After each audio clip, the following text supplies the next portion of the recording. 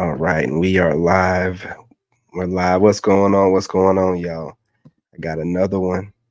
Got one from your boy Destro Reloaded right here. With no further ado, going to get right into this. You guys smash that like button. Go ahead and subscribe. If you're not subscribed, join the tribe. And with no further ado, I'm going to get right into it. Yes, do tell us. Years ago, I was dating a guy for like 6 to 8 months, right?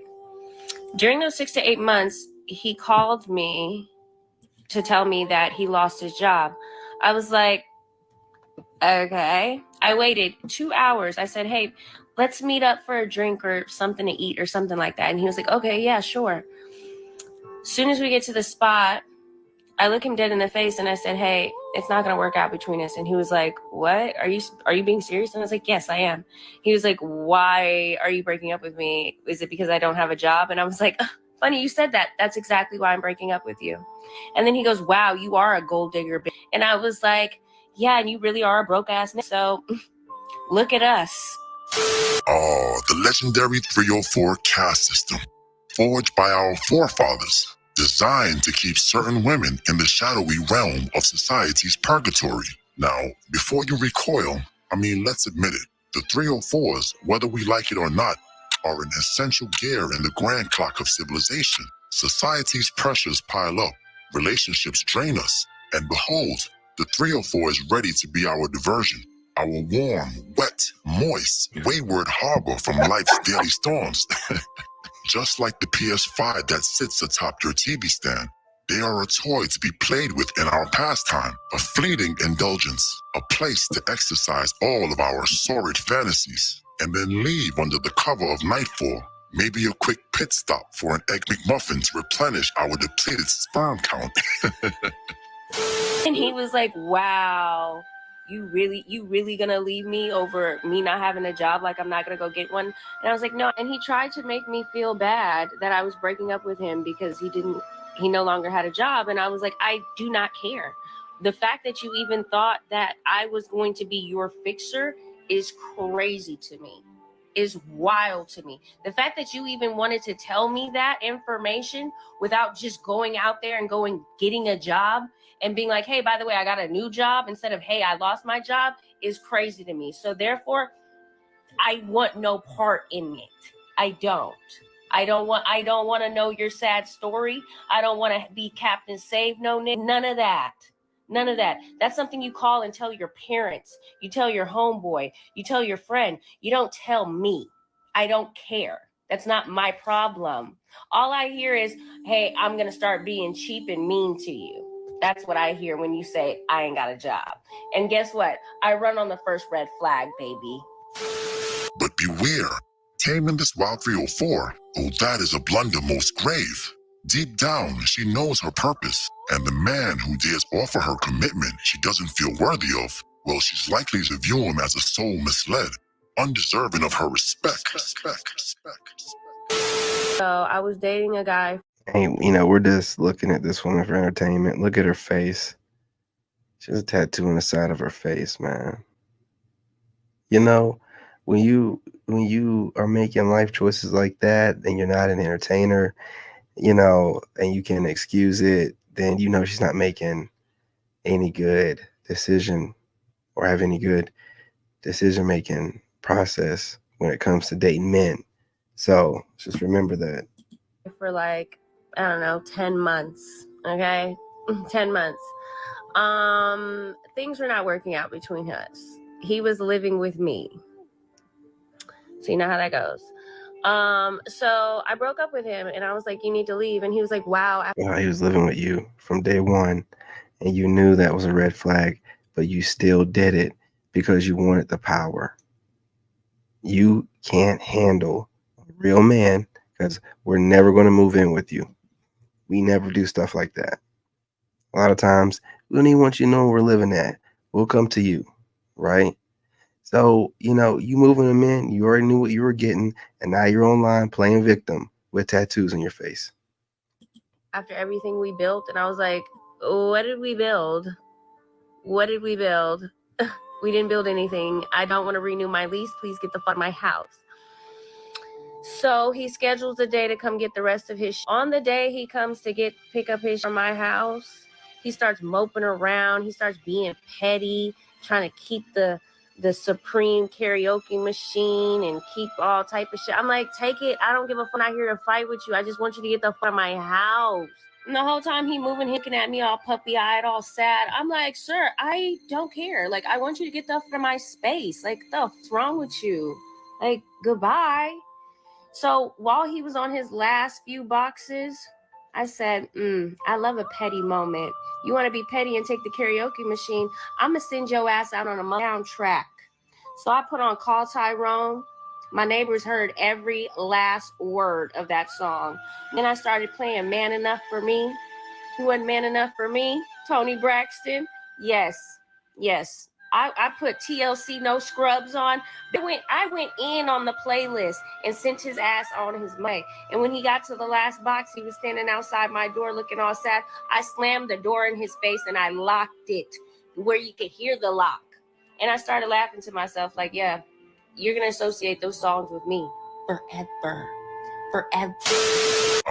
To all you pillow biters, forgive me, I meant pillow talkers. Pause, that's crazy. Yeah, that is crazy, but I'll let you go, pause. You might want to pay attention. The next time you're tempted to quote unquote open up to your woman, know this: you're treading dangerous ground. Your lady is not your therapist. If you've got something heavy to share, call a friend, vent it to your mom, confide it in your dad. Just don't lay it all at her feet.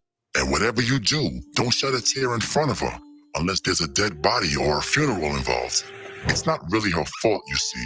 Most modern women aren't exactly wired for empathy in these situations. It's just the way they are built. No use railing against the mechanics of it. So if you must bare your soul, choose your audience wisely, my friend, lest you end up with more regret than comfort. I was dating this guy about a year ago for almost a year. We left our yoga class and decided that we were going to have blue ribbon sushi. So we sit up at the bar, we order a couple of appetizers, and we have 2 cocktails each. While we're sitting there minding our business, talking, a black guy and I think a white guy decides that they want to speak to me and say some outlandish shit to me. So we're supposed to believe that 2 men, entirely unprovoked, just Exactly. happened to randomly assault this woman. Makes no sense. I mean, this is the same woman who practically holds a degree in the fine art of emasculating men. But let's not overlook the real magic here. The astonishing speed at which our quote-unquote strong independent woman can morph into a delicate, helpless damsel when the moment calls for it. It's truly a marvel of modern versatility. Switching Chameleon. personas as effortlessly as switching a light switch. Adapting to each scene with masterful precision. Glorious indeed. And the black guy was going hard in the paint, like trying to get me to come out, like trying to get me to just black girl out on his ass, right? And while this is happening, my boyfriend is sitting there looking stupid, allowing it to happen. And Yeah, then I'm sure he was when I unprovoked. look at him like, hello, protect me, he then chimes in with him.